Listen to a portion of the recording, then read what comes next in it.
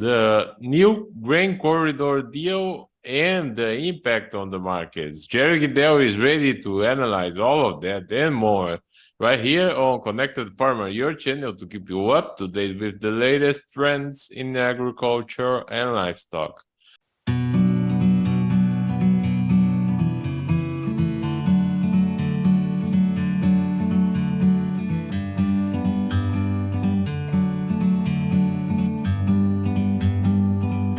So, Jerry, this week we had a new grain corridor deal, and that has impacted especially the wheat market.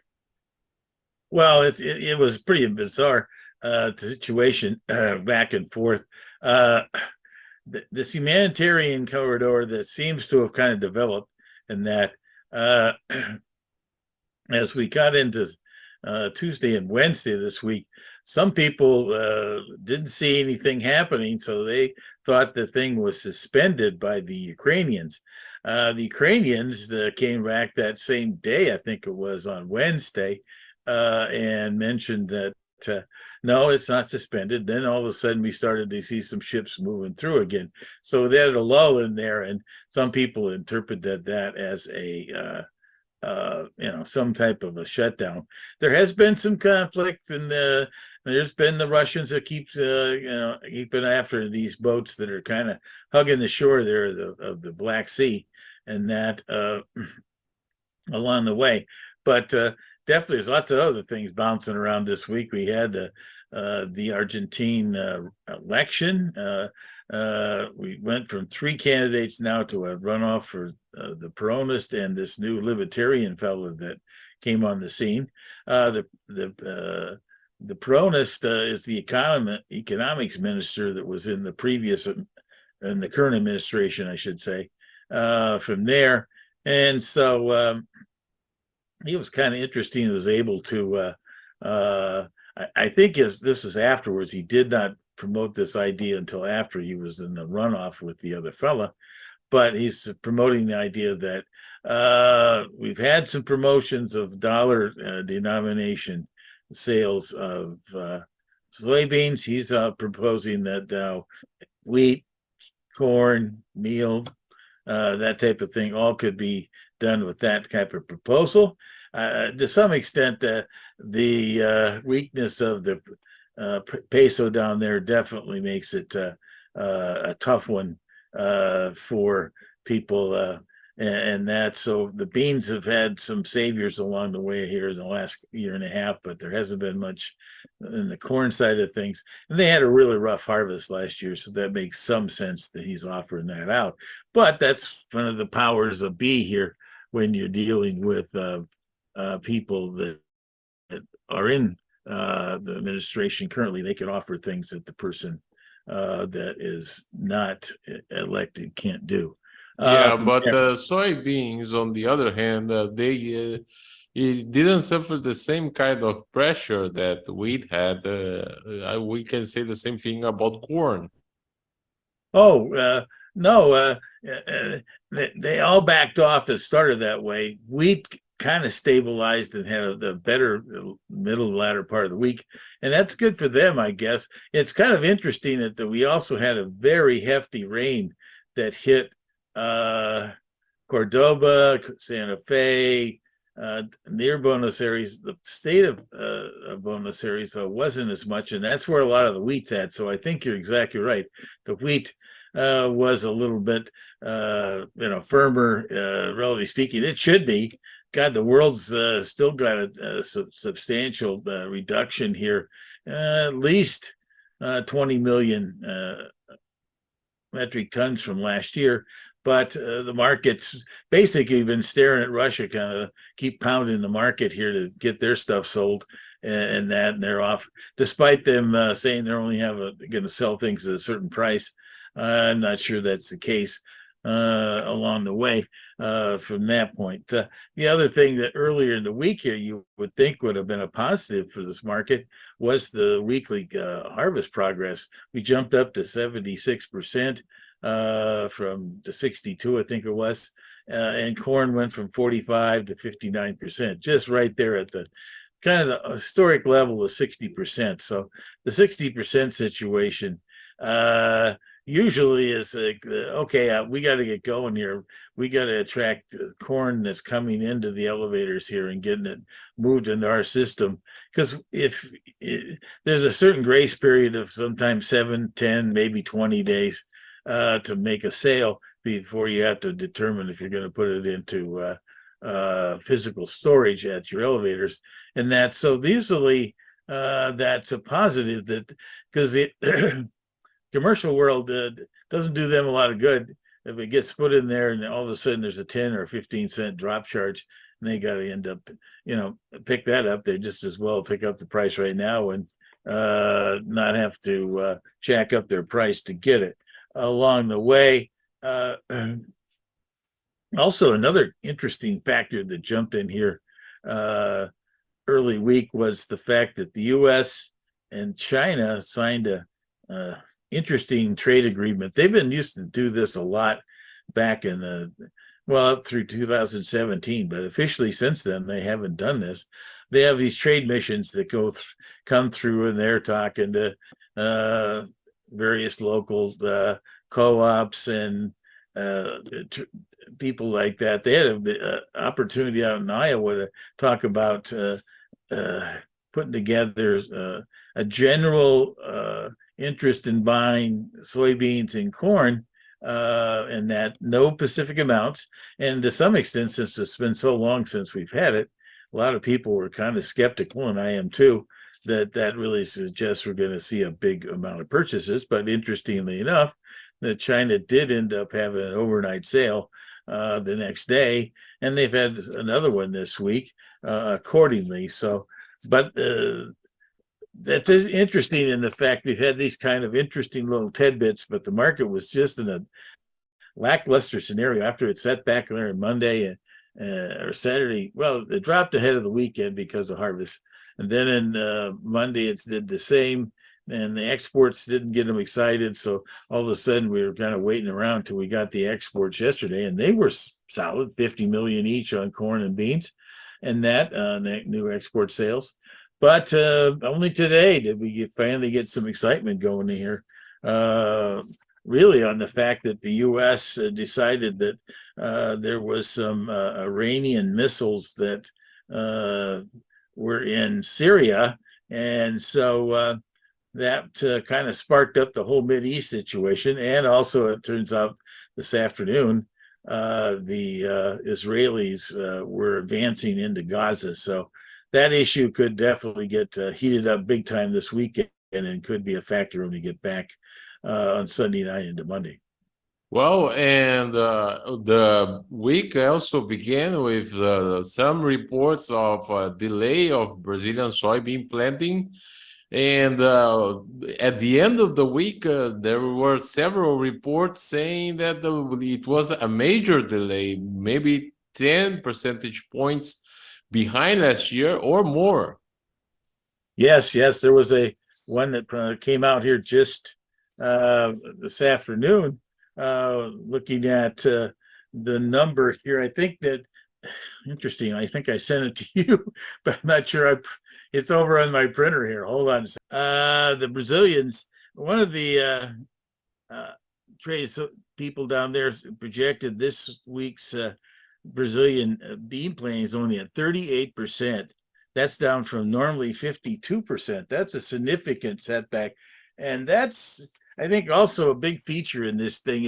It's been dry up in Mato Grosso, and so they've stopped planting up there. And yet there was also an update here that Rio Grande, Paraná, Minas Gerais, and up along the eastern part of Brazil, we're talking about 200 to 250% of normal on rainfall this month. And so now there's a big projection here for early next week that there's going to end up being a substantial rain hitting that same Paraná, Rio Grande area again. And so you put that together with this update right now, that is going to be a big feature. The assumption has always been, oh, well, they're going to get the beans in. but it's going to postpone getting the beans out so we can turn around and put in the second crop corn and the safrinha corn. And that's a real twist because the corn needs some kind of hope. The U.S. corn production is going to be around 15 billion, maybe a little less than that, but we need to have less competition from Brazil going forward. And it's the situation where they've already anticipated we might slip off 10, 12 million, something like that, 132 down to 119 down there. But all of a sudden, if that slips down to below 110 or less, that could make a big difference in the competition from Brazil going into China to around the world. And that could make a big difference on our export for the U.S. here, the balance of this year. But that's just one of those things that this markets are going to have to end up, figure out as it goes along. They have been reluctant to get excited about corn, and there's good reasons for that, just because the fact that, even with a poor yield this year, we had so many more acres planted, nearly 6.5 million more acres. That's tough to overcome sometimes, even with not the best yields. Now, last week you mentioned the $14 bushel price level for soybeans. I think that now there's more possibility of reaching that price level. Oh, despite this kind of shaky week this week, and that, no, I kind of feel there is still some seasonal potential to see that $14. And I don't know if people start to really think about what's going on here with the impact of the soybeans being delayed down there, and that going to end up impacting the number of seedings in Brazil. Now, the twist of it is this rain that we did get in Argentina is going to be a positive for them. But there's lots of people already projected 48 to 50 million on corn, up from this last year's 32 on corn. So I don't know. It's the soybean side of things here in Brazil is still pretty. It's unknown at this point as to the impact of El Nino.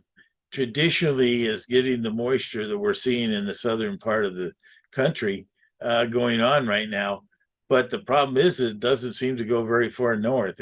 Goiás and Brasilia, it's a whole different world up there versus where it is in in Santos and South. So it's an interesting situation there. And then we have all the other things going on here, from the Black Sea to what's going on in the Mideast. So I kind of feel like there's still a little bit of spunk left in this market for a post-harvest potential.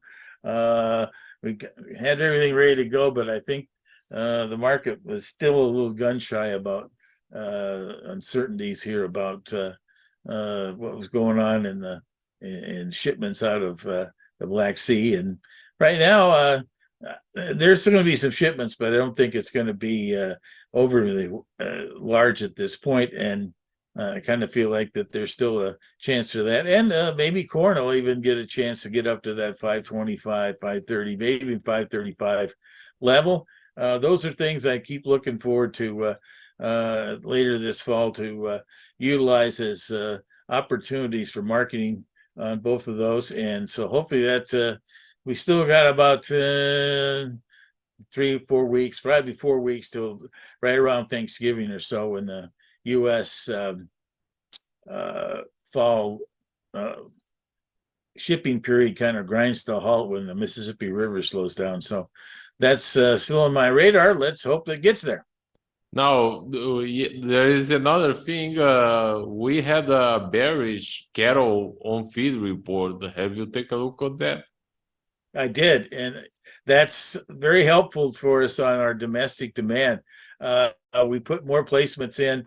The animals kind of been out there, but they basically kind of made a big surge of them here in the September period here. I don't know if it was the pastures were starting to run out or just what was going on, or maybe it was the fact that the actual cattle beef prices have hung up and stayed very strong. Now, from a feed demand standpoint, that's a very positive thing. That means that we've got to have a pretty solid fall first half usage here on that. But the other big question will be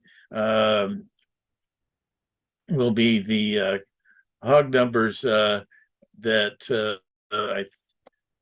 I'm not that those numbers going forward here were solid, but nothing spectacular on those.